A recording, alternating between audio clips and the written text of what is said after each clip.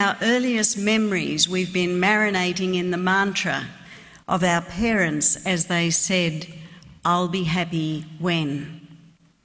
I'll be happy when you get a pay rise. I'll be happy when we move to a bigger house. I'll be happy when we get a better car. I'll be happy when you remember to take out the rubbish.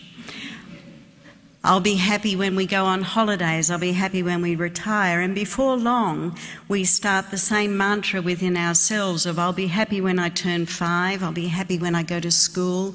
I'll be happy when I leave school. I'll be happy when I find the perfect partner. Happy when I get married. Happy when I have children. Happy when they leave. Happy when the divorce comes through. And before long, we're deeply enculturated to believe that happiness lies at some more distant time when things are different from how they are right now in this moment. The marketing people and the advertising people would have us believe that we'll be happy when we've bought their product.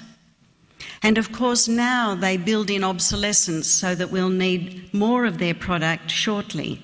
That we want their product in a range of colours, that we need the latest model of the stuff, that we want the most fashionable stuff, and that of course none of the cords from the old stuff fit the new stuff until the whole planet is pretty much stuffed.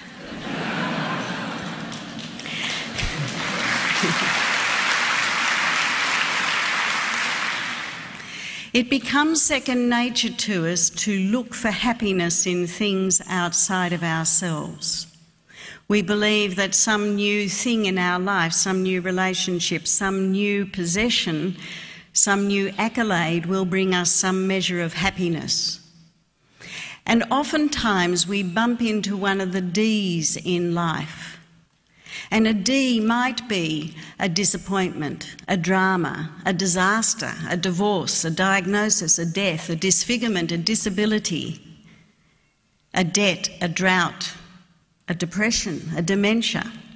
We bump into a D and everything that's become second nature to us doesn't work. It might be second nature to us to blame others for our unhappiness. It might be second nature to us to believe that other people are happier than us. But in this circumstance, this D demands more of us than we may ever have had to bring to the circumstance before. And we're faced with that question about, who am I? What am I doing on the planet? Am I living the life I came here to live? If not, why not? And what am I going to do about it? You see, we talk about it's second nature for me to feel like this, it's second nature for me to think like this, to react like this, and no one ever questions, well, what is your first nature? We talk commonly about a second one as if we know exactly what that's about. And yet we rarely talk about the sense of ease that lies in our first nature. The sense of compassion, of joy, of wisdom that lies in our first nature. It's second nature to us to judge, to see people as separate, different, less than, more than, better than, worse than us. And these are all the seeds of unhappiness. And we keep pursuing happiness in the belief that somehow it will be found outside of ourselves, but indeed happiness is an inside job, not derived from outer circumstances.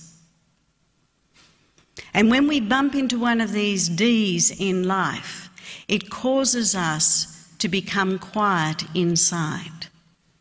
And we realise that happiness is found in the present moment. That's where life is, love is, God is, if you're into God. It's found in the present moment, not in 5 seconds' time, not in 5 seconds ago. And yet our mind is full of scheming and worrying and fretting about whether we're going to have the things in our future that will bring us happiness. It's always projecting 5 seconds, weeks, months, years into the future, or chewing over the past. When indeed, in the present moment, we find wonder, we find joy, we find peace, we find love, we find connection, we find that deep sense of being at peace within ourselves. If you didn't want suffering, wrong planet. This is where it all happens. And what matters when suffering happens is how are we going to embrace this moment? How do we embrace our anguish, our misery, our pain, our joy, our peace? Because that is in the present moment. And can we embrace these things without being overwhelmed by them or being defined by them? So how do we embrace the full gamut of human experience? Because that leads to a deep and lasting happiness, not a momentary pursuit of pleasure. It's the pursuit of happiness that causes us pain.